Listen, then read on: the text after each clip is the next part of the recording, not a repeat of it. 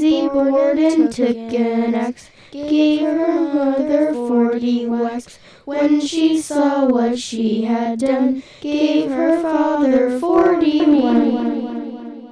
And we're live. With Paranormal-Spirits, place to come get our booze on.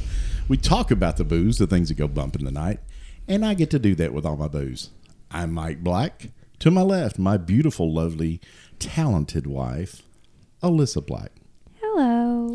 Across from me, my best friend, sidekick, confidant, thumb buddy. Forgetter of watching things. Forgetter of tasks. John Burkett. It was a busy. Yeah. Last week was. There's a lot of Fallout to watch. Actually, there's only 8 episodes. To watch. Oh, I'm sorry. My bad. It was a lot of Food Network Tournament of Champions. Oh, those are. He's so funny.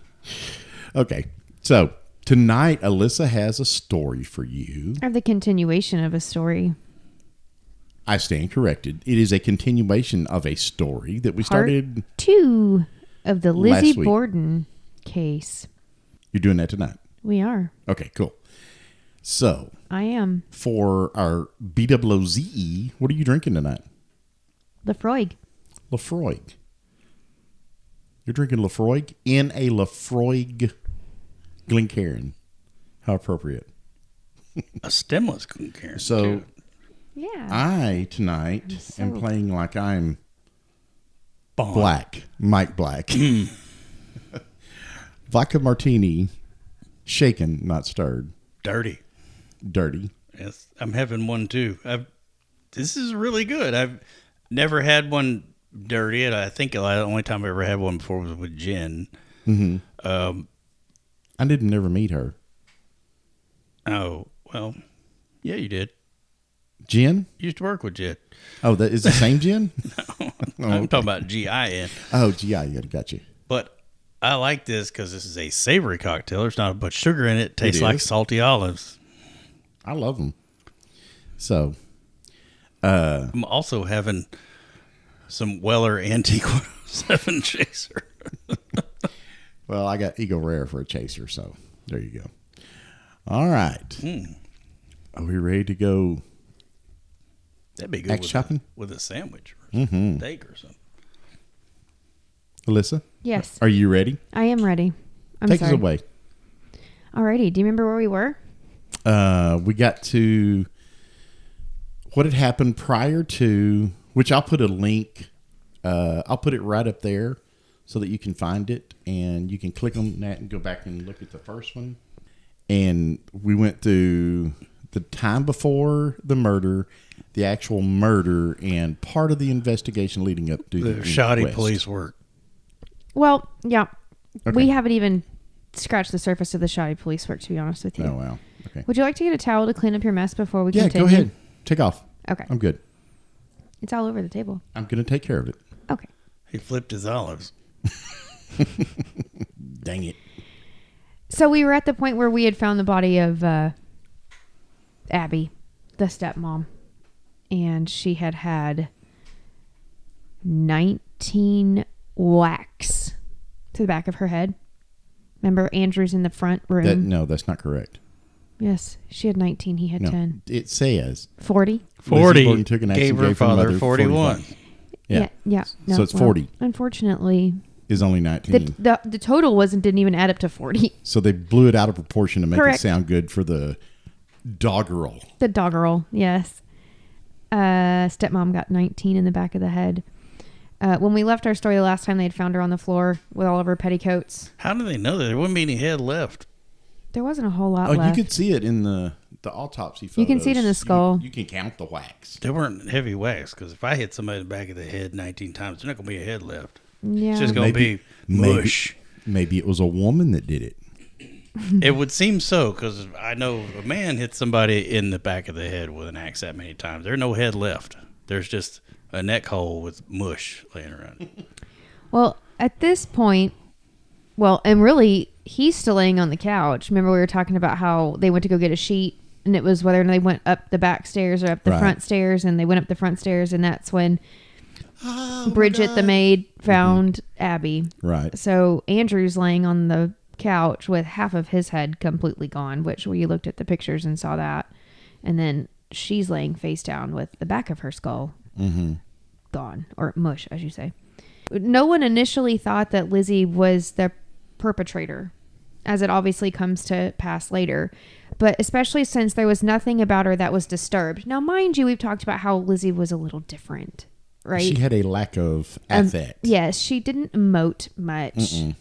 She kind of was awkward in social situations. Let's face it, women don't usually commit that kind of crime when they don't do the violent. Not typically. Crimes. Typically. No. Yeah. Well, the other thing was there would have been a lot of blood on whoever committed this, and there were no bloody footprints. There were no bloody clothes found. There was no bloody footprints either. No, no bloody footprints. No blood on her hair, on her body.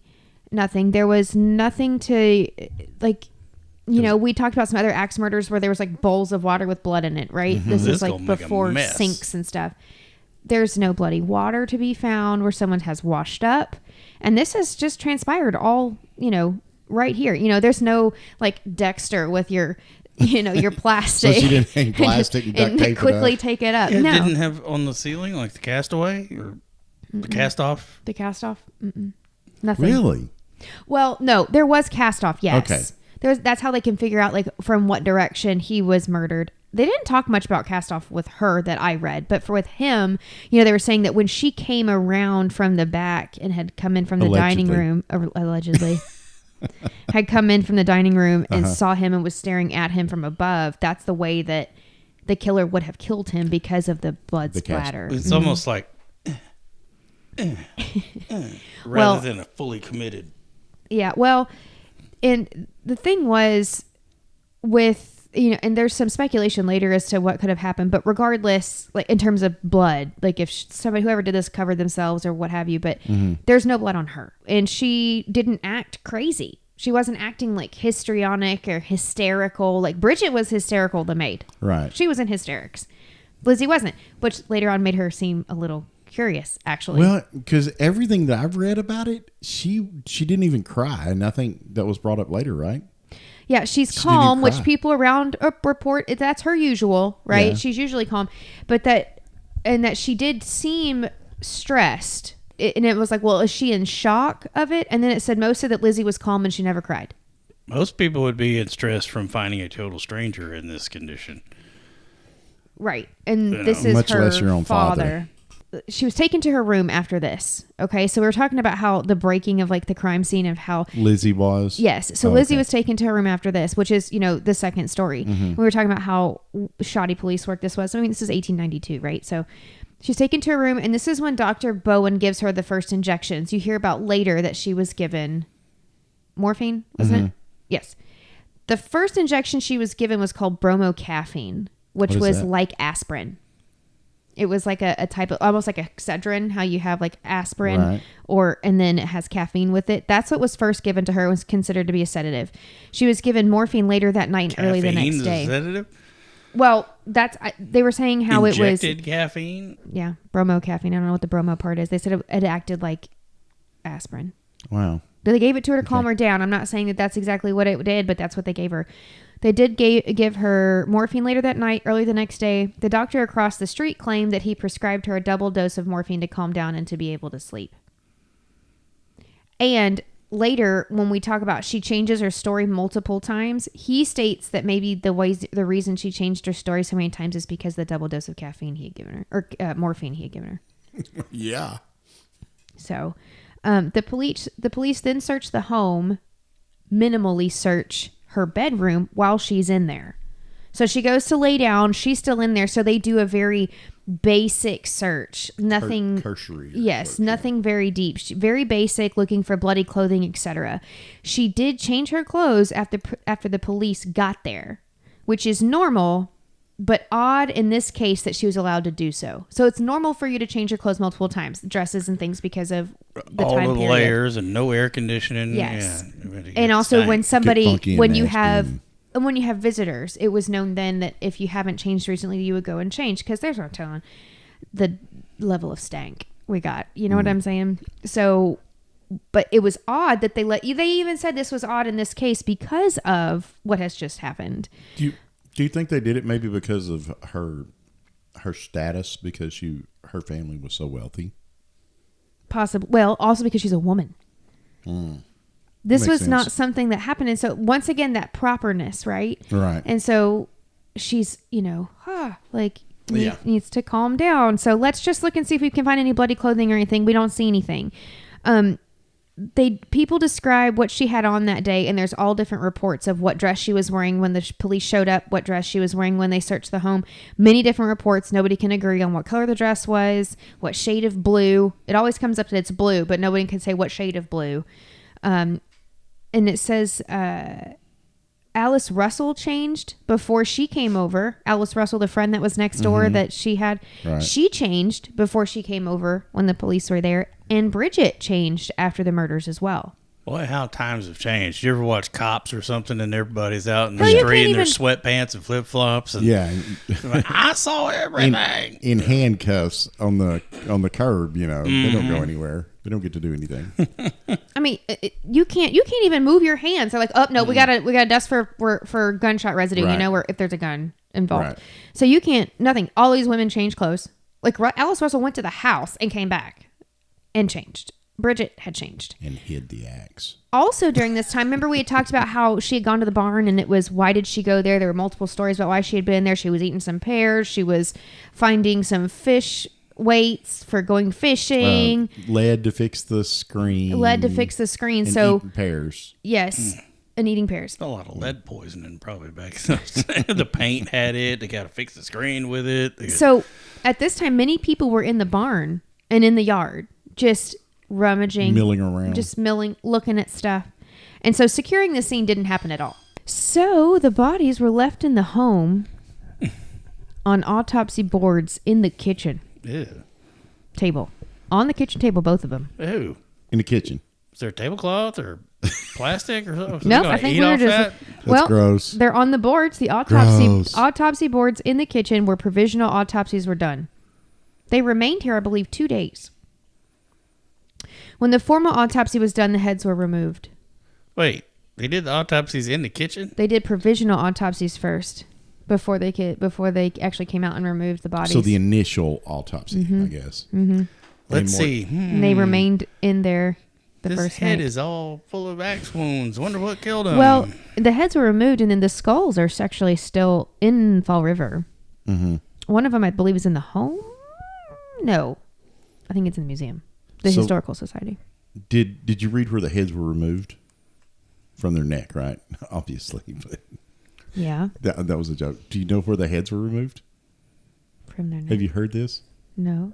So, I didn't want to walk on your story. Is the reason I was asking. Oh that. yeah, was no, being I don't polite. have that. Mm-mm. Okay, so on the way to the funeral, they stopped at the women's comfort room. That's what they called it at the gravesite or at the cemetery, and the heads after the funeral, because you remember they had an open casket. Mm-hmm. Remember? Yes, I remember that. Okay, so they'd already done the autopsy, but what they did when they got to the funeral, they took the bodies they were kept in the women's comfort room, which I assume is something akin to a bathroom. Sounds like a bathroom. Yeah, that's what I figure it is.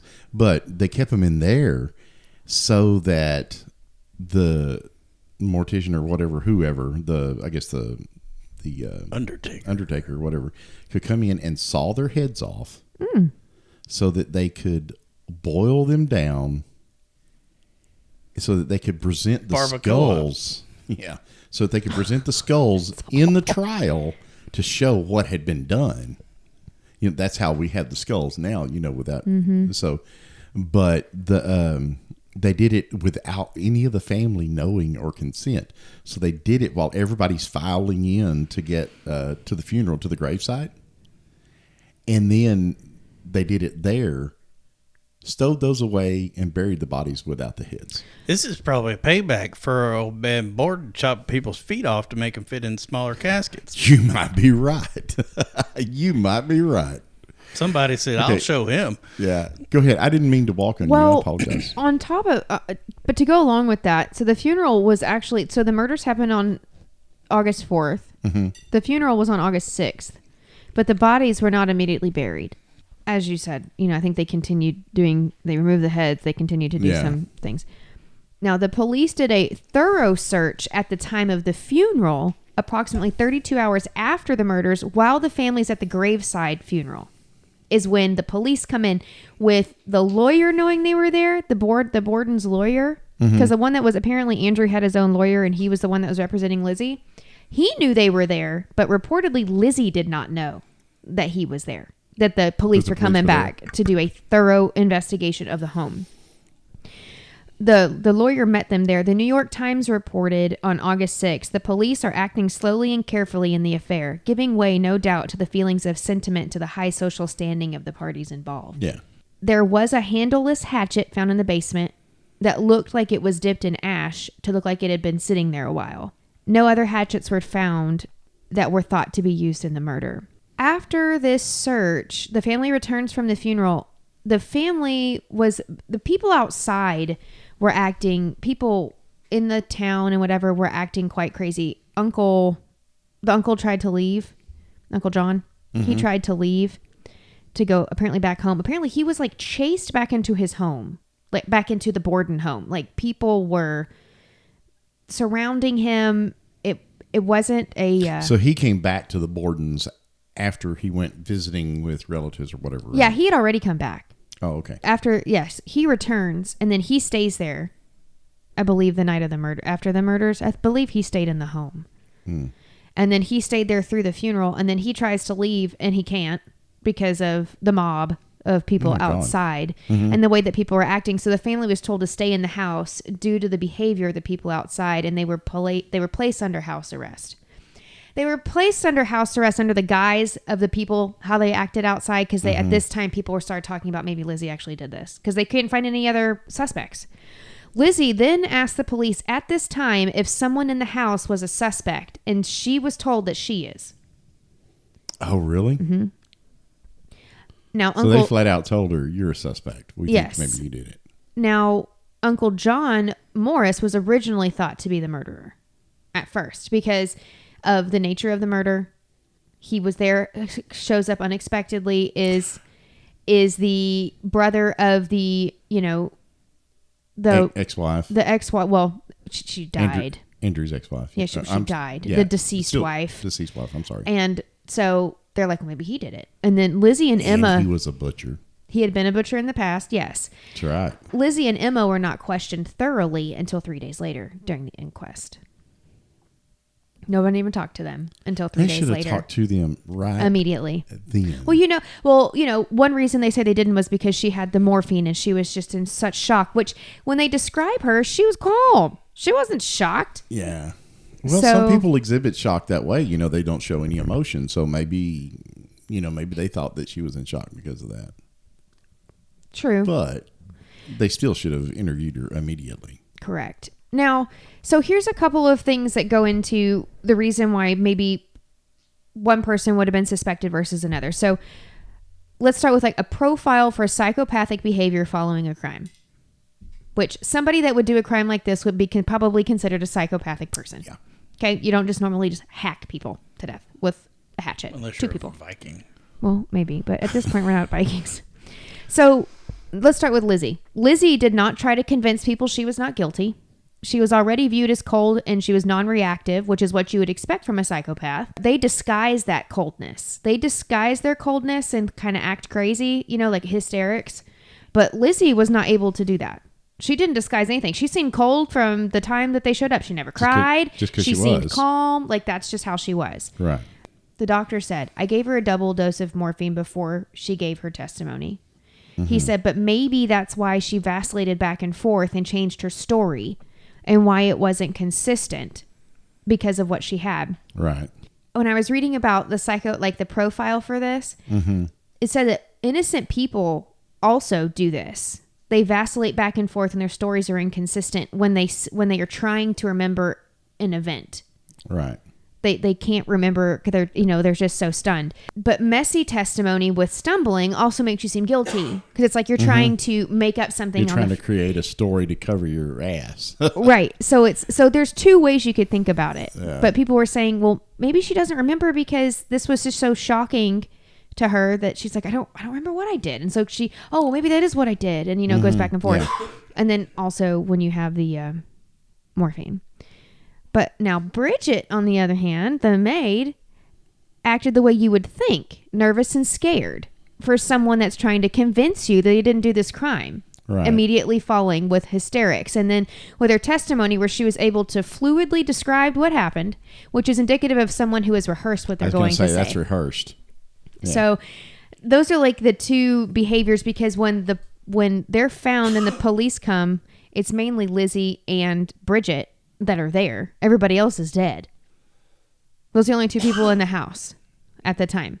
Let's talk about some suspicious activity prior to the murders that was given as a possibility for what had happened besides just flat out murder by Lizzie. There was a burglary that Andrew reported 1 year prior to the murders. The maid and the girls were home. Someone snuck in through the back steps, which is the only way to get to the master, through the back stairs. And the person broke into the small dressing room that Andrew kept his safe and Abby's jewelry. This person got $20 to $25 in gold, which nowadays is worth about $3,500 worth of gold, Abby's gold watch, and horse car tickets that were special to Andrew. They were specially marked. So these horse car tickets. What's a horse car ticket? Apparently, it's a way to travel. Like a buggy. Like a bus ticket, or like a buggy. Or a cabbie ticket or something. And these were special. So they were given out to people and had special markings on them, depending on like special numbers to Andrew. Mm-hmm. And rumors started that friends of Lizzie's were traced back to these tickets. And it was thought that she did it. She told them where to go, where to steal it. And then her friends were found trying to get onto this horse car, or they got on the horse cart, and it was found later they had the ones with Andrew's specially marked numbers. But this has not been substantiated. This was just rumors. Andrew then got extra locks for the house, and he would lock his bedroom door when he left, and he would take the key and put it on the mantle when he left. I think I told you he had put it on the mantle, which is strange since it could be taken by someone in the house. Right. But he locked all the doors up there. Lizzie was reported to lock her bedroom. I remember I told you had to go through Lizzie's room to get to Emma's. Mm-hmm. So if Lizzie locked her room, then Emma's locked out of her room too. Right. So that was also strange. But that was what was reported. Everybody locked the doors. There was a break-in in the barn a few months prior to the murders, and the rumor was that they were after the pigeons. They had gone after the pigeons, and Andrew killed the pigeons in the barn and said that the pigeons were Lizzie's pets, and he did that to punish her and beheaded them with a hatchet. Because it was thought that the people that broke into the barn were also Lizzie's friends. Well, squab is supposed to be delicious if cooked properly. They actually did eat them. That was one reason they kept them, was to eat them. Really? When you eat it becomes squab. Yes. I did not know that. They're little tiny. Yep, tiny little thighs. Yep, it always breasts. At some point on one of these cooking competitions, they got to cook squab. Apparently, it's a booger too, because you can overcook it real quick. I would imagine it would be overcooked very easily, as tiny as it is. It's to be treated with care. There was no evidence of them being her pets. Mm-hmm. There was no evidence that this was done maliciously. But in her testimony, Lizzie did testify that Andrew wrung their necks. So, because they were asking, because someone had mentioned, he killed your pigeons. These were your pets. Or the rumor was that they were her pets. They asked her about it in the testimony. She said, yeah, he killed them. He wrung their necks. But she didn't say anything as to why he would have killed them if they were her pets. So that was just something that was brought up in the testimony.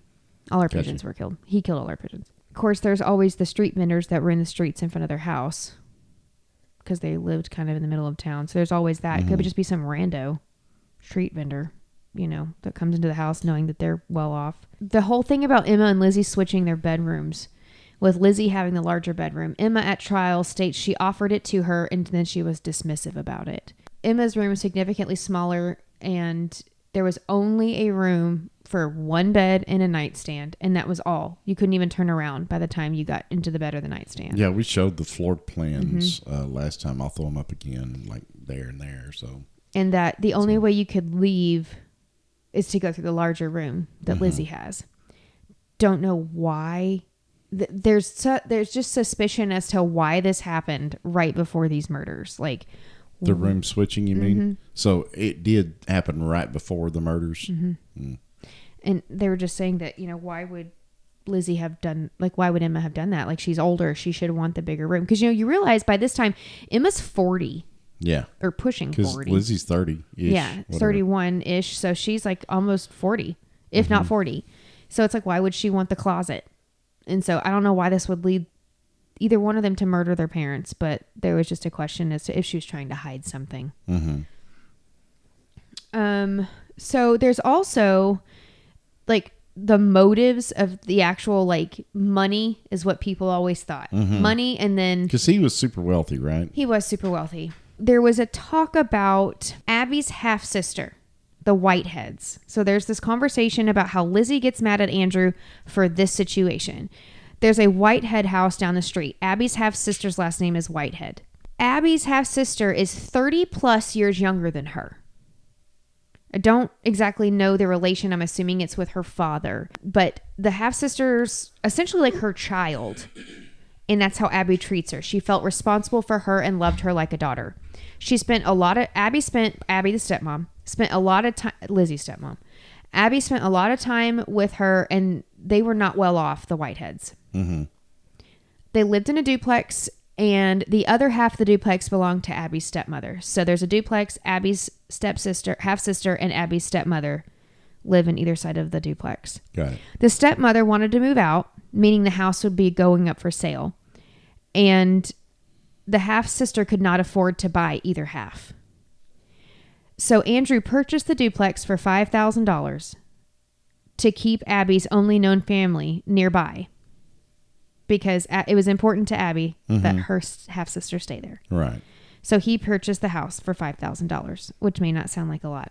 However, but how much was $5,000 back then? That was quite a bit, I'm sure. You don't have to look it up. I was just curious. $171,600.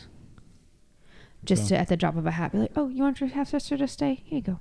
Yeah.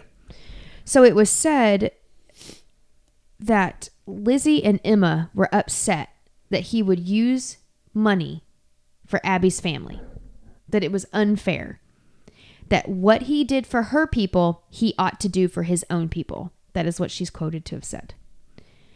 And I agree with that, but she reported that in her testimony at trial, that she said this. And Andrew was known as a very fair man. I told you he seemed miserly in business, but when it came to family, he was known to be very fair. He then gave Lizzie and Emma his father's old house that was said to be of equal value as the Whitehead duplex, so about $5,000. And he let them become the proprietors and collect rent at this duplex. A few weeks prior to the murders, though, the girls decided they did not want the house anymore. They didn't want to manage it anymore. And Andrew bought it back from them for $5,000. Now, mind you, he's given it to them. So he gives it to his spoilt ass kids. And that's too much work. I don't want to mess with that. Well, I know you read that. I didn't read that they gave it back to him because it was too much work. I just read that they gave it back to him. Just happened to be a couple of weeks before the murders. And when they did give it back, he paid them for it. Yeah, in full. Which he had already given it to them. He'd given it to him, and then he paid them for it. So in this way, it seemed fair, right? In his mind, at least, yeah. Which I think it's more than fair, actually. That he would buy it from him after he gave it to him. Yeah. That's true. It's extremely fair. Yeah. There's also, so that's one reason people have said that maybe there was a possible motive for her to have committed the murders. The other one is that she wanted to live on the hill. She wanted to be in the affluent part of town, and he wouldn't live there. Apparently, they had considered a move to the hill per a realtor that was found in Jennings' diary, the lawyer that's in the trial, and in an interview that Lizzie had in the jailhouse after the trial, when she was on trial, she stayed in the jail for, I guess, a year. Right at a year, I think. She only did one interview at the time to a female. Her name was Jan McGurk. McGurk. It's not Dirk that McGurk. She said that they had considered a move, and the lawyer documented that they had considered a move to the hill, but it never happened. Obviously, she did later in life, but it never happened at this time. So people have said, well, they were just, once again, to your spoiled brat. Do you think? Don't you think she might have been a little resentful though, especially with all the affluent people, her people, that lived on the hill, and they didn't. They lived downtown. Well, and I think it's important for us to also remember that in the 1892 separation, it was almost like a caste system. The affluent people only mingled with affluent people and married affluent people. Right.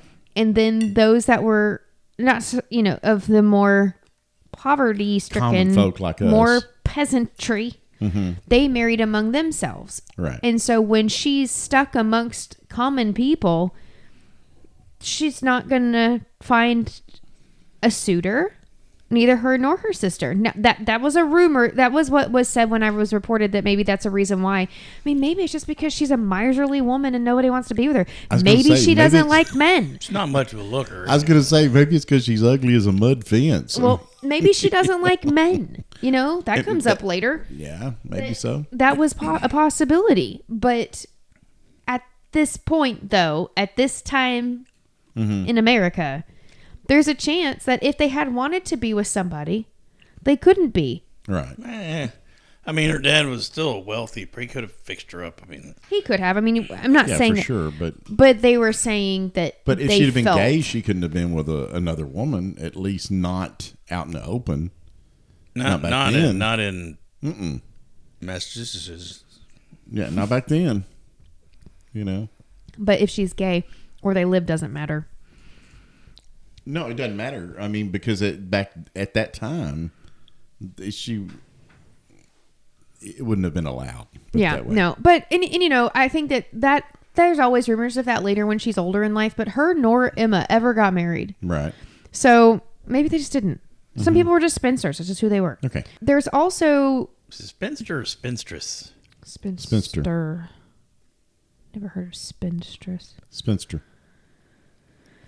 So the other side note is that they called Abby mother.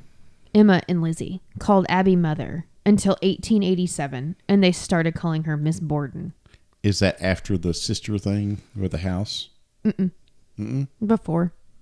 Really? As far as I know, it's before. I don't really know the time frame, honestly, on that. But people had mentioned that nobody really knows why. She just, all of a sudden, they start calling her mother. They said that there was just some animosity, I think, between them. That's the only thing that's been mentioned with the animosity would be the house so far. So I was just curious. Yeah. Now, possible motive for Bridget the maid to have committed the murders. Her motive is about this long. They had a maid named Maggie, like I'd said before. And then they got a new maid named Bridget. And Lizzie and Emma did not take the time to learn her new name. So why kill the old man and they his didn't wife? If it was Bridget. I don't know. So they just called her Maggie and she's expected to respond to it. That was one of the motives that was listed, that maybe she was just mad. I'd have been killing Lizzie. But why not frame her? Oh, good point. And then you don't have to worry about it. Yeah. Just frame her. And That's then you even worse. Yeah. And then you get the money. Yep. Maybe. Some money. So then let's go to the inquest. Okay. So the following day after the funeral on August the 6th, there's an inquest, or a fact-finding mission is what they called it at the time. Lizzie is asked around 800 questions. Jeez. In a 3-day span, where everybody else was asked around 150. So that would have been overwhelming. It would have been. Yeah. Lizzie was very precise about her answers. She answers the questions using the same terms that are used by the investigator. So she kind of answers them with, did you have a hatchet? Yes, I had a hatchet. Not a yes or no. Yeah. You know what I mean? That kind of thing. She could not have an attorney present at the inquest. I'm sorry. Why? I don't know.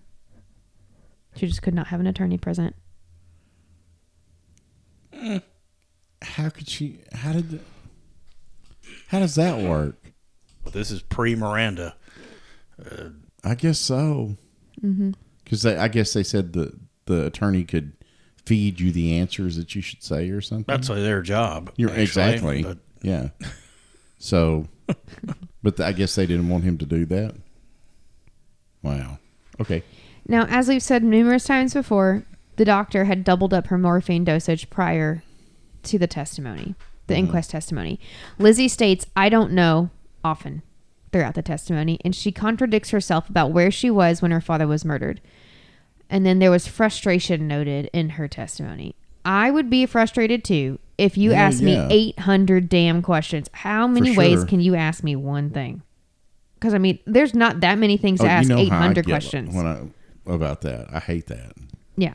It says she was arrested at the end of the third day of inquest testimony. That's when they arrested her. She was incarcerated until the end of June 1893. So 10 months. What I heard was the judge said... There was preliminary hearings, and that's where you have to convince the judge that this person is guilty to go to trial. Uh-huh. All people involved have to give their testimony again. I heard the judge said, well, you're probably guilty, so we're going to arrest you. You're probably guilty. So after the preliminary hearing at the judge, with just the judge, and he decided, yes, let's move forward. Even they still had a grand jury at this time too. So this moves to the grand jury, which is the last step to try and prevent a trial on the part of the defense. She's put in front of a jury and you see what they say, guilty or not guilty, to indict or not to indict. Just like now. This was how it was before. Okay. During this time at the grand jury, Alice Russell claims... Technically, that doesn't... They don't say guilty or not guilty. No. But they want to say... whether there is enough evidence to proceed with the prosecution. Yes. Alice Russell claims she saw Lizzie burn a blue dress on the morning of Sunday, August the 7th. She was still under house arrest at this time. Emma is washing the dishes. This is how this all goes down. That Alice Russell. This is what makes the grand jury say, let's take it to trial. Which was the dress? The question about the dress. Because everybody was up in the air. Like there was just too much, I don't know, like nothing concise until Alice Russell claims about this blue dress. So she completely threw Lizzie under the bus. She did. So she paints this picture. They're still all under house arrest. Emma is washing the dishes. Emma asks, "What are you going to do about it?" Lizzie is standing by the stove, gets this blue dress from somewhere deep in some like pantry or closet, pulls it up and says that all this red paint all over this dress. And she holds it up and Emma says, "What are you going to do about it?" And Lizzie states, "I'm going to burn this thing up. It's covered in paint." Alice then said, "I wouldn't let anyone see me do that if I were you. I wouldn't let anybody you're going to look guilty AF. if you burn this dress right now." You know, because they're being watched. They're under house arrest and being watched by a cop outside. Outside. The whole time, yes. He's not in there watching them do it, though. No. You can see through the windows, theoretically. And so Lizzie reportedly lifted up the hem to show Alice, who states it was soiled, but states she did not see any blood. She says all she can see is red paint. It's soiled, but it's not blood. Alice then leaves the room due to being uncomfortable, and as far as it is known, Lizzie burned the dress over the stove. And then, as far as it was known, Lizzie turned the dress over to the police the day of the murders when she was asked to give them what she was wearing. So it's thought that that dress really was something she was painting the house with, and then burns it, and then the dress that she was wearing she gave to the police. This is why the grand jury chose to indict, because there wasn't much physical evidence in this case. Alice said, "I watched her burn a dress that had red paint, but it wasn't soiled with blood. She didn't see any blood." I mean, if it was red paint, it'd still be red. If it's blood, it'd be that old brown. Right. So she said it wasn't blood color. Alice can't say that she actually saw her burn it because she didn't. She left the room. She said, "I'm uncomfortable. Right. You shouldn't let them see you do this." And so that's why they chose to indict, was over this damn dress. Wow. Or the question thereof. So the trial, 2 options. Lizzie's either sent to an insane asylum. This is after the trial. No, this is what was. We're going to the trial. The 2 things that can happen. She's either convicted and sent to an insane asylum for the remainder of her life, or she's sent to the gallows, and she's hung. Or she's found not guilty. Or she's found not guilty, or she's acquitted, whichever. Yeah. But I'm saying if she's found guilty, here are the options. Because everyone thought she was going to be guilty. It's because she's going to the loony house or she's going to get hung. Yes. Okay. Those are the two options. Trial starts June 5th, 1893. Lasts until June 20th of 1893. So it lasts for 15 days. Here's how this transpires about how she eventually is acquitted. There was no clear consensus on what the dress looked like. Said dress that she burned. May or may not have burned. Yes. Miss Churchill, the neighbor, was the only one that stated matter-of-factly in the trial that the dress presented in court was the same dress. Remember, Lizzie gave the police a dress. The dress. Right. She's the only one that says, in fact, that is the dress that she was wearing. One of the police officers was colorblind, so he was unable to pick out the right shade of blue. They asked him to do so, and when he was asked to pick the shade of blue of the dress, the officer selected a white necktie. He didn't know the difference between a dress and a necktie? Well, they had neckties. Color They had neckties out in different colors, and he chose the white one. Because you can't see the So color. like, well, that's out. Yeah. And then other people said there was a blue diamond pattern of the dress. Other people said it was a white sprig pattern on the dress. Like a blue with a white sprig. Other people said it was like a white diamond, like gingham pattern. And never was a consensus on what this dress looked like. Emma reported that they had painted the house and that she had told Lizzie to burn the dress, which was how one used to get rid of clothing. This would not have been weird. If you soiled a dress, you didn't try to clean it, or if it was beyond cleaning, you just burned it. Yeah. Emma states they had painted the house. She told Lizzie to get rid of the dress. Alice reports seeing this dress the day it was made, the day that the dress was made, and the day that it was burned.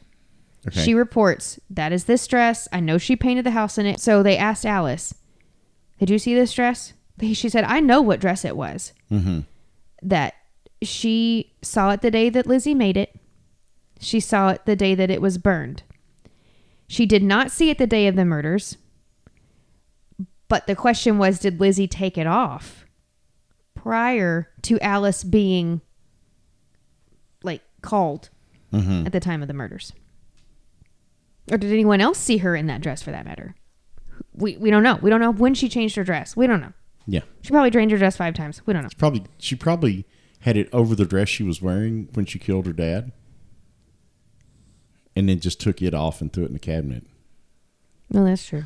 To keep the blood off of it. Well, that would go, but then wouldn't that blood go through all your You think? Theoretically, but multiple layers of clothing? I mean, multiple layers of still, clothing. though, I mean, at least 2 or 3 layers that you turn somebody's head into mush. Well, But remember, it's just little bitty drops that are hitting her, you know? So There's the wham. could be a lot more than just a little bit of drop, especially after she's already whacked her. the blowback, I mean, but anyway, go ahead. All that can be said is that no one who saw Lizzie that morning has matching descriptions of the dress. Also, between Lizzie and Emma, there are 10 blue dresses in that house. Between the two of them, Yeah. there's 10 blue dresses. And everyone's saying there's a blue dress. Well, there's not one blue dress, there's 10. So, there was never a consensus of what the dress looked like. Then there was the dismissal of inquest testimony.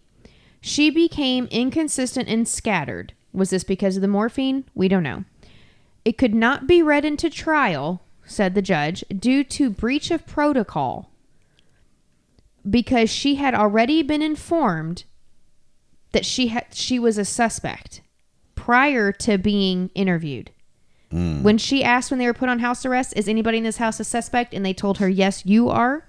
That's a breach of protocol. Even now, it's a breach of protocol. It was then.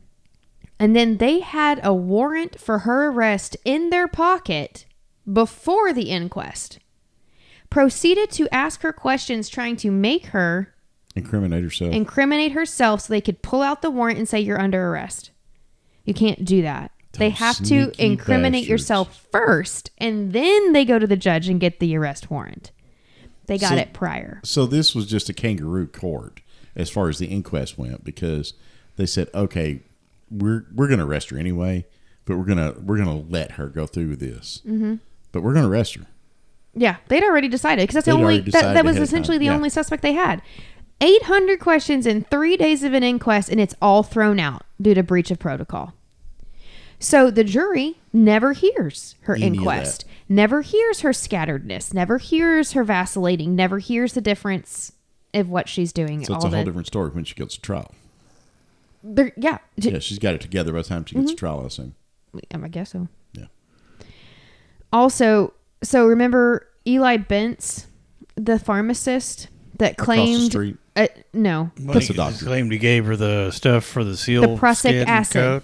Mm-hmm. Who claimed that Miss Borden came in asking for prussic acid, which is a form of kind of like cyanide, I guess, colorless, odorless, cyanide. And that she had been wanting to possibly poison her family who had been sick prior.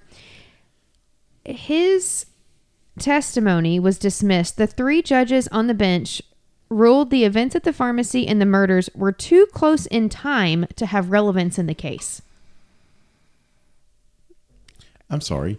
You said it was too close in time to have relevance in the case. Because it was the day before. The night before the murders. So even if she had wanted to poison them, apparently they said it was... They said it was too close to be relevant. They also said she was charged with hatchet killing, not poisoning. So it was... Well, good point. It's also not a crime to buy or own prussic acid. You can use this to euthanize animals, is what they used to use it for. I figured rat poison or something. Or use it to poison rats. Now, you had to have a script for it, but it wasn't illegal to have it. Right. However, the family had claimed poisoning 2 days prior to the murders. So one would think this would be a valid reason to keep his testimony in. No. They dismissed it. Threw his out too. Yes. So they didn't have anything. Well, then the finding of the handleless hatchet, right? A police officer that found this is on the stand, and he mentions the handle is found in the same box as the blade. This was not known prior to the trial until he got to the stand, and they asked him. He said, well, we found the handle. So no one knows where the handle is. The handle's gone. They never put it into evidence. They took the handle, they took the blade that was covered in ash and made it look dusty, but no one ever picked up the handleless blade. But he said, oh, it was there, or the handle. He said, oh, the handle was there too. They don't know this. So then the officers attempt to go back to 92 2nd Street to the house to go find this it's gone. handle. No, Emma won't let them inside. Really? She said, no, you can't come in here. They don't have a warrant. Or do they need one? They did. They need a warrant? Yeah, they said, you've already been here. You don't need to be in here. And this is a year later. No, it's and not. They said, oh, let's go see. Sorry to bother. Let's go just leave. She didn't let him in. How could she refuse if they had a warrant? They didn't have a warrant. Oh. They didn't have one. They just asked, pretty please. And she said, piss off. Pretty much. Because she was still living in the house at the time when Lizzie was incarcerated. And she said no. These must have been some tough old birds, man. You know? I mean, they were that hard pioneer stock, you know? There's one other occurrence that happens in jail. Hannah Reagan is a police matron. So she's like at the front desk or something like that. She reports there's an occurrence in jail. There's a story in the preliminary hearing that claimed that the police that she had overheard a conversation between Emma and Lizzie because Emma would come and visit Lizzie every day. And she reported that she heard Lizzie say, "You have given me away by saying too much to the lawyer." And Emma said, "I only told him what he needed to know to defend you." And Lizzie then says, "Well, I won't give 1 inch," and then turned her back to her in this interview. And then and she reports this to a reporter. And once this news was in the papers, because they reported that this conversation, then Hannah Reagan, the police matron, denies this ever happened. So the problem is, if she leaks info or if she lies to a reporter, either way, she's going to lose her job. And if she commits perjury, on the stand, then she Then she's going to also jail. has an issue. Yeah, she's going to go to jail. She tried to claim on the stand that she was reporting the truth. And then the lawyer, Lizzie's lawyer, Jennings, asks her what happens afterwards because he was the next visitor this day. After this happened, Mm-hmm. she's unable to state what happens later that day. She can't remember, but previously she could tell him all day what happened in the paper and all this kind of stuff. So they threw out this too because they were trying to say that, well, they obviously were in cahoots with each other. She did this. She admitted to her sister during kind of like how they record people on the telephone in jail kind of situation. But he was able to, because he was the next visitor. He knows exactly what happened in the jail, and she claims she can't remember. And so they throw out her testimony about hearing this as well. June 20th, 1893, Lizzie's acquitted. So once the trial's over, Lizzie and Emma posted their own money as a reward for information related to convicting someone of the murders, but nothing ever happened. No one was ever pursued. No one else was ever pursued for this crime. That's like OJ posted a reward for who killed Nicole.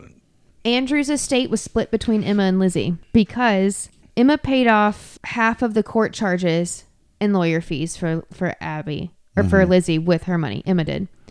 None of Andrew's money went to Abby's family because Abby died first. Her money then went to Andrew because she died first. Mm-hmm. And so he then died 90 minutes later. So Emma and Lizzie get all the money.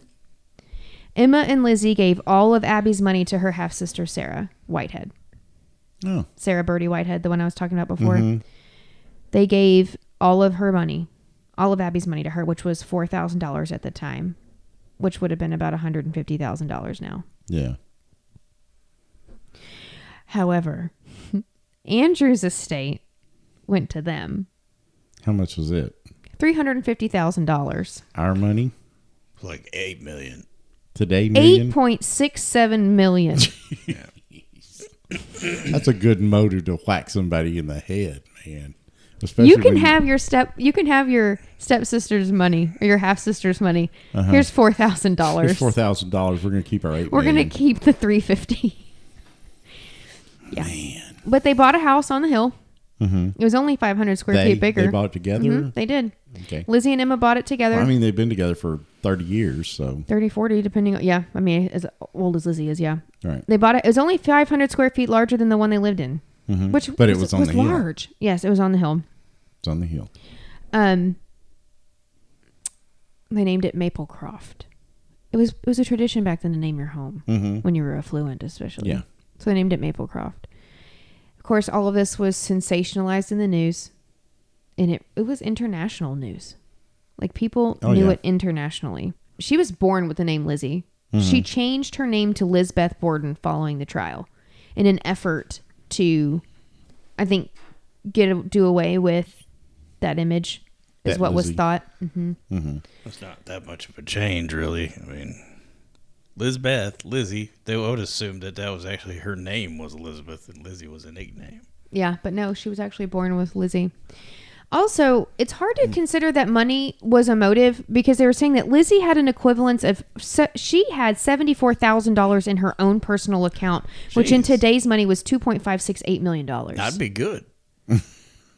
Yeah. That's how much was in her bank account at the time of the murders. Because remember, they had been renting out this home that they didn't pay for. Well, they didn't make that off of it, I'm sure. Well, they may not have, but she had her own money. Okay. You know, so Yeah. they were saying it really probably wasn't a motive. However, I mean, shit, 8.6 sounds better than 2. I could retire on that 5. now. I could too. And to I'm a be lot honest. older than Lizzie.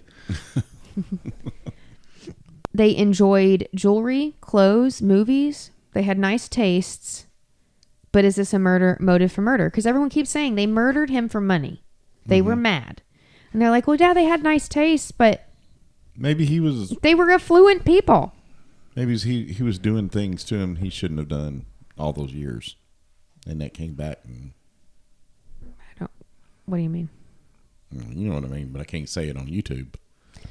Well, there were rumors. Chopping off people's feet to fit them in shorter caskets. He did that to his daughters? I said to them. Oh. Well, so that goes into, yes. So on that, there was this thing called the Tricky McHenry affair.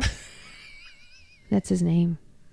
I'm sure it was. That's the greatest name ever. Tricky McHenry. So this goes back to, there's a newspaper reporter that was believed he had gotten the best scoop from this man who named Tricky McHenry. That was his name. The newspaper reporter's name was awesome. Tricky McHenry. He claims that there was a man he paid $500 to get this scoop of what's happened in the Borden family. Now, this man was known to be a fraud. Apparently, Tricky McHenry didn't know. And the Boston Globe printed his story before doing any fact checking whatsoever. They said, this is sensational. We're going to report this in the Boston Globe. We'll get a scoop. Mm-hmm. And sued. There was a fictional list of witnesses, and then the content of testimony that was written about was completely false, to include, struggle snuggles that might have happened between the girls and Andrew, because that's been talked about before. All completely false. The list of witnesses, none of those people were ever witnessed in the trial. The newspaper then had to apologize publicly because, everything they claimed was completely proven incorrect. Like, none of these things came up in testimony. None of these people actually were witnesses. There's also a rumor that he died with Lizzie's high school ring on his finger. Did you hear this rumor? No. Okay. So this goes along with that improper. Was that a thing back then? High school ring? Yes. No, not yet.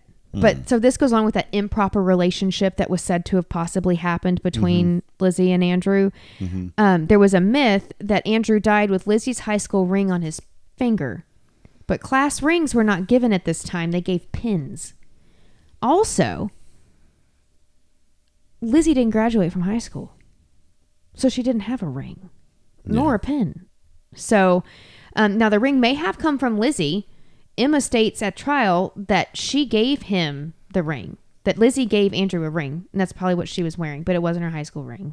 And it wasn't, and it wasn't a thing. So that goes along with that. So anyway, in later life, they've talked about how she was a philanthropist. She donated to animal charities, and I thought this was interesting, including horse rescues that took in horses following the introduction of automobiles.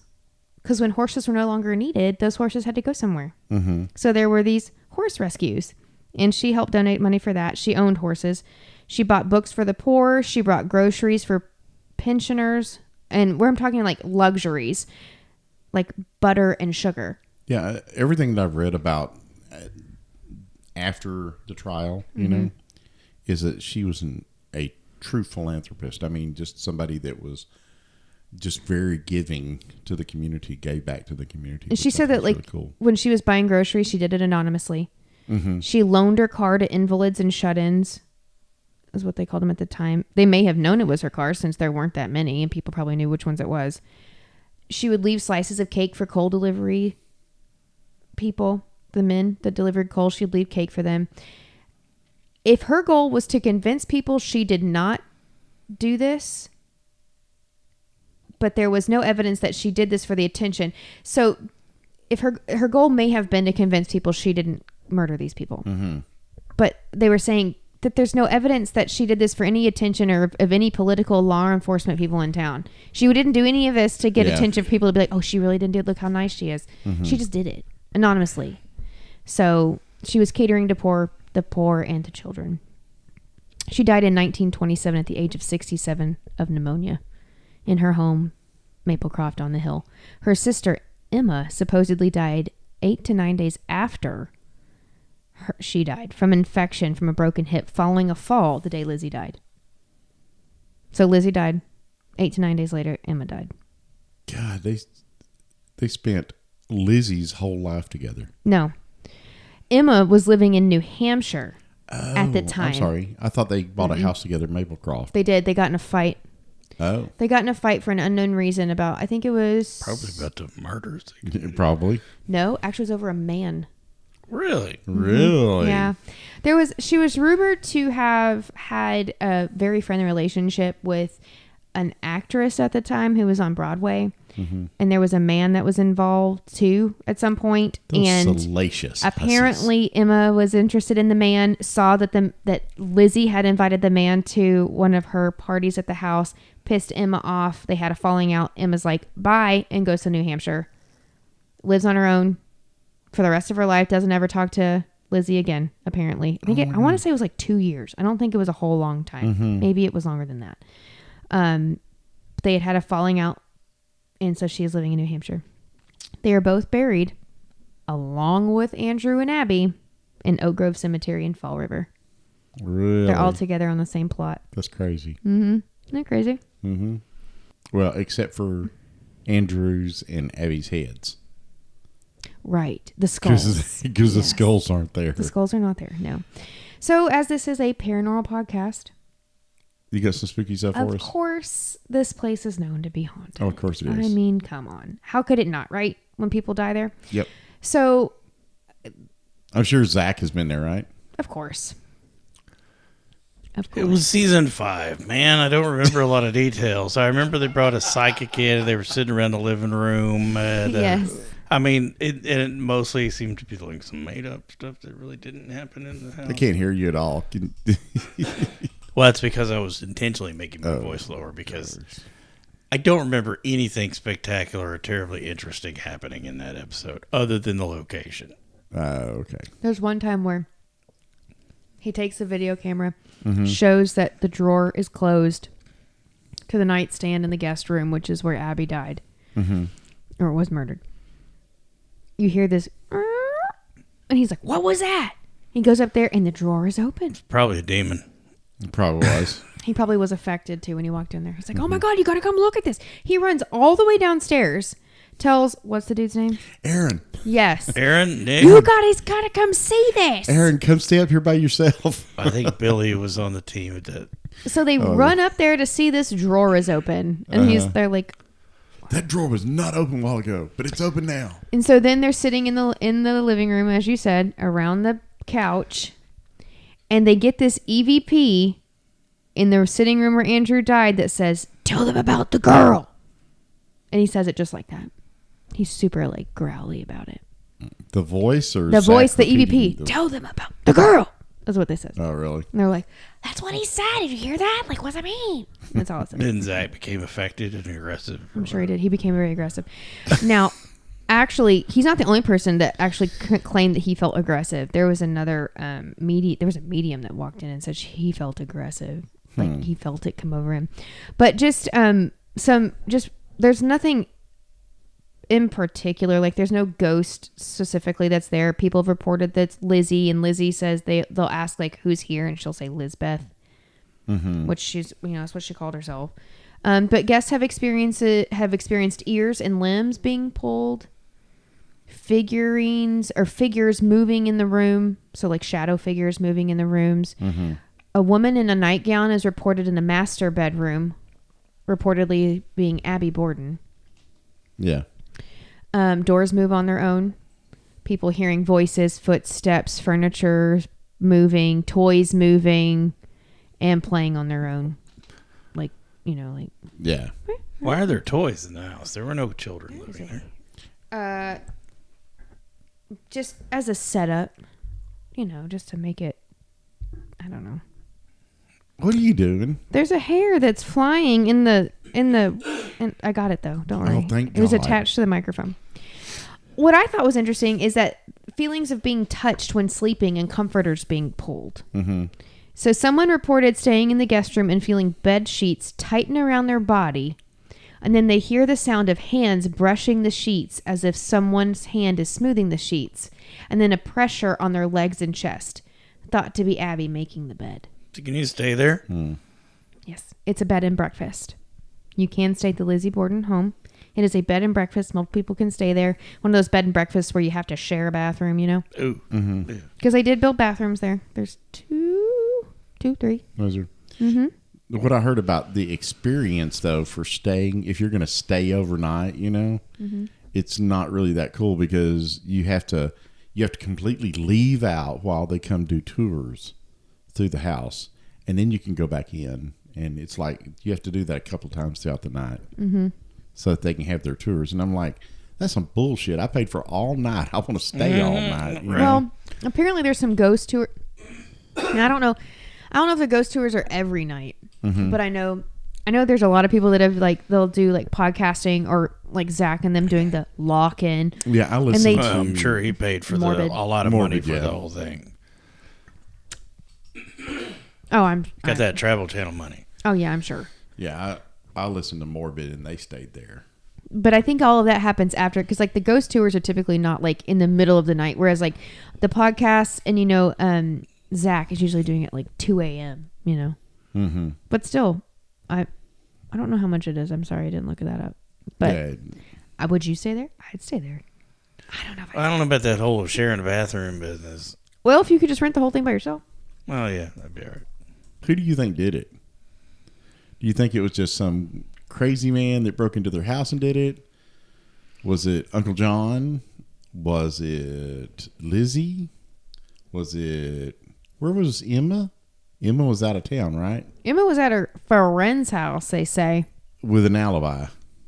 Mm-hmm. Was that ever tested? Did anybody ever... Nobody ever questioned her. Nobody ever not that I saw.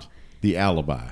Like, I think maybe she just ran over from the friend's house, did all the whacking, and then left again. That's what I think. I think Emma did it. Do you? Yeah. I was kind of convinced that maybe the maid did it for a little bit, Bridget. Take it into context. Lizzie knows that Emma did it, right? Mm-hmm. Oh my God, Emma, you killed our parents. I found the dress that you cleaned the blood up with that was paint, right? Okay. And Emma says back to her, what did she say? What are you going to do about it? Mm-hmm. See, it could have been Emma. Emma says, what are you going to do about it? You know I did it. What are you going to do about it? And then Alice wouldn't have known the difference. If she's not in cahoots, then she wouldn't know. She'd have been complete. She'd have seen it out of context. Or what if Alice, the friend, did it? Why? For them. You leave, come back. Yeah, I don't know. Or Bridget. I don't know. It's kind of a manly murder. She's kind of manly. That's true. No offense to Lizzie. And no offense, but I've known some women that could do some horrible, nasty, crazy. Yeah, I mean, horrendous male crimes. We're talking about this, and I was just sad about the fact we don't really get any salacious axe murders anymore. You know. You're sad about that? Well, I mean, it seems like between 1870 and 1920, there was like just an exorbitant amount of axe murdering going on. Like, there's still tons of axe murders. Neither one I of see them, that now, but most of it's the, not here. Most of it seems to be in Singapore. When you look at statistics, neither one of them is exceptionally. Oh, Emma looks like a dude. Be honest, most women back then didn't look great. Yeah. So you're right. They do in the movies, but when you see those old pictures of them, it's like, ugh. When you look at the amount of people that are killed with axes or hammers, that's true. I mean, that's way up there. But it's not. I mean, I'm looking at a list of notable cases, and no, I'm just talking about like the FBI counts, the national. Oh yeah, way more people are killed with stuff like that than there are with guns, despite what every the liberal media would make you think. Yeah. But most people are killed with bare hands or sticks or whatever. Yeah, not guns. But I mean, there's a few recent, but none of them in this country. Most of them are. Well, no, here's one in Utah from 2023, but they just don't make the news anymore. Mm-mm. But in that 1870-ish to 1920. Yeah, there's a lot of big. This is national, worldwide news. Another axe murder, and there was a lot going on. Yeah, I mean, I think a lot of them were. Now they just make movies out of them. I think a lot of them were committed by the same person. The train guy. There's a lot of like Velisca stuff. Okay, here's what's interesting. And then the guy in Germany, that Mueller.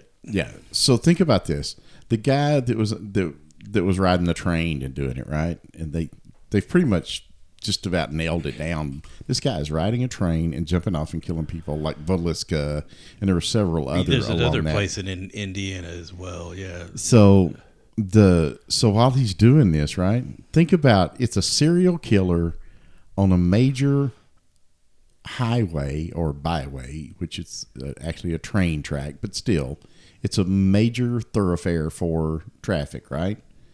With people on these, right? So think about where the serial killers, where you tend to see bodies show up from a serial killer now. It's along the major highways. Yeah, well, I mean, they're Like Fox Hollow. Like Fox Hollow. The Texas killing fields. Mm-hmm. Oh, yeah. Southern Texas. What is the one down in South Texas? That one. That one? Is The that Texas it? The Texas killing fields. Yeah, it's down Like south of Galveston. Houston, League City, that area. Yeah. So these serial killers are just killing these people along the I-35 corridor. There's an estimate. I think I saw the latest FBI estimate. There's about 35 known active uncaught serial killers in the United States right now that they only know 35? of. Yeah. That's low. But most of them, I think a lot of them are long haul truckers. Mm-hmm. It's easy to get away with. Yeah. You pick up some old lot lizard or something. I mean, there's one in Little Rock right now. They call River City Ripper. Oh, really? Yeah. Ugh. He doesn't have much of a body count. It's got a weak body count, but it's only like 3. So I think it was Emma. I really do. Do you? Mm-hmm. What do you think, John? I really don't know. I mean, it's been so long. It could be anyone. And so the police work was so shoddy. It's just like the Velisca thing. We'll probably never know for sure because We won't. She took it with her to the the grave. cops were terrible They- back then. Terrible at their jobs. I don't They know. were probably doing the best they could do at that time with what they had. And I mean, Not really. I mean, there was think a lot about- of there's a lot of- protocol breaches happened here. there were some protocol breaches. All because we've got to keep it proper for the ladies in their petticoats. And the wealth that they had. You know, that played into it. You know, so what do you think, babe? I don't think it was Lizzie. I'm not convinced it was Lizzie. Let's say this. Really? I'm really not. I'm not convinced it was Lizzie. I'm not convinced it was Lizzie. I don't know that I know who else it was. It could have been. I think it could have been Emma very much. I think it could have been Bridget. I think it very well could have been Emma. She was the older child too. She was. Yes. mhm. So I think it could have been Emma. I think that Lizzie could have known. That it was Emma. If Emma did it or Lizzie did it, I guarantee you that the other knew that The other one did knew it. about it. Yeah. Oh yeah. Eventually. So what'd you end up drinking tonight? Lefroy. John, okay. After you had that excellent martini that I made for you, Well, what this did you is have good. then? Weller Antique 107. Oh. Sweet, Kentucky straight bourbon whiskey. Slow tonight. I was and am drinking Eagle Rare. And then a fine vintage Ozarka. oh yeah, It's and the my best. my Monster Energy Zero Ultra drink. And prior to that, I had a 2024 vintage Diet Coke. Would you stay at the Lizzie Borden house? Sure, why not? Would you stay at the Lizzie Borden house if you got your own bathroom? Yeah, sure. I'm not even convinced it's haunted. I mean, No. no. Zach says it is. Yeah, but Zach says everything's Zach says everything's a demon. I mean, Hey, I will say I did read too where somebody said we don't necessarily know that it's haunted by the ghosts of the people that were here, that were murdered here, or even by Lizzie herself. could be Wampanoag Indian spirits or something. They Yeah. said that they think that there's a lot of people that will bring spiritual energy with them because of what they're expecting. That's yeah, true. Yeah, Yeah. yeah. And so because of its notoriety and because of what they're expecting, that you're bringing these feelings with you. So you may get something that's completely unrelated Right. to Lizzie herself in any of these murders. Is So- it air conditioned? I believe it is now, yes. Okay, because that's a big one too. All right. As we discovered in Gainesville, that is a major. It says Massachusetts. I'll give That's, it that. is that part of the checklist? Make sure it's got AC. Got to have AC, or it's Okay. got to be wintertime. All right. So, if you guys are listening on the podcast right now, make sure that you head over to YouTube, like and subscribe. That button is just below my hand where I'm sitting to my right here. Or there's a button over there just below John's shoulder that it's a white negative of this logo up on the wall. If you're on YouTube, it'll be right there by his shoulder. Click on that, and then hit that bell, and you'll get notifications of when we're going to put new podcasts out. If you want to listen to us on a podcast, we are Paranormal-Spirits. If you want to see us on TikTok, Xbox, or Twitter, it's paranormal_DASH spelled out _spirits. And we'll put a copy of it right there if you're watching on YouTube and you can see it above us. Yeah, right where John's pointing. I'm going to put it right above him. And what else we got? Our Facebook page, Booze with Benefits. You can go there. That's BOOS. Make sure that you hop on that page and you can see some of our shorts and stuff that we point out for the podcast. If you do go to our website, paranormal-spirits.com, you can go to Boozy's Boutique, which is like our swag store. We have coffee cups and mugs and dad caps and trucker caps and Boozy's koozies and koozie covers and everything. So, so check us out there. I think that's it. Did I list everything? I believe so. I did it pretty fast, didn't I? You did. And I saved it to the end of the show. So you did. All right. Y'all have a good night. All right. Good night. Right.